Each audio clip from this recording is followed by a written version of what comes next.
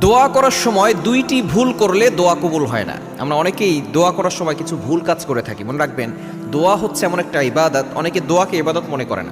হাদিসের ভিতরে এসেছে, তিরমিজি শরীফের হাদিস, আদ-দুআউ হুয়াল ইবাদাত, দোয়াই হচ্ছে একটা ইবাদত।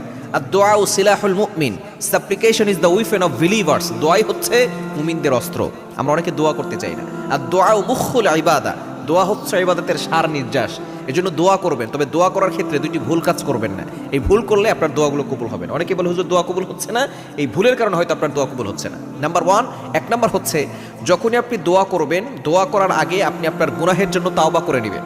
গুনাহের জন্য যদি তাওবা না করেন, আপনার যদি গুনাহ থেকে থাকে, এটার জন্য যদি আপনি তাওবা না করেন, তাহলে কিন্তু আল্লাহ তাআলা আপনার দোয়াগুলো অ্যাকসেপ্ট করবেন না, কবুল করবেন না। সুতরাং যখনই দোয়া করবেন, আগে আপনার গুনার জন্য ক্ষমা চাইবেন। আল্লাহ আমি গুনাহগার, আল্লাহ আমি গুনাহ করে ফেলেছি, আল্লাহ আমি গুনাহগার, আপনি গফফার, আল্লাহ আমি নাফরমান, আপনি রহমান, আল্লাহ আমাকে মাফ করে দেন। আপনার রহিম, আপনার গফফার নামের উসিলায়, আপনার রহমান নামের উসিলায়